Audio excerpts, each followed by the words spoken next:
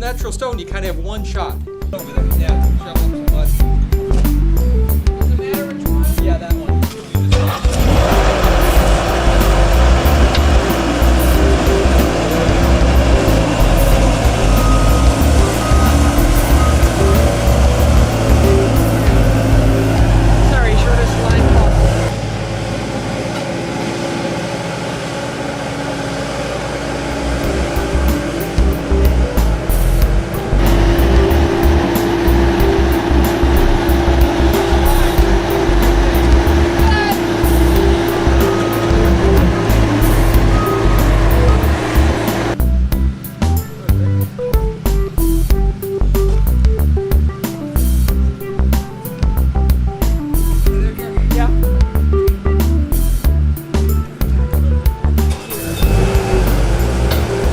So what we started with here was way low, down under water level. We have a layer of stone, but as we set the stone, we have to think about, okay, what are we doing with the water? Where is it going? How are we going to make it flow?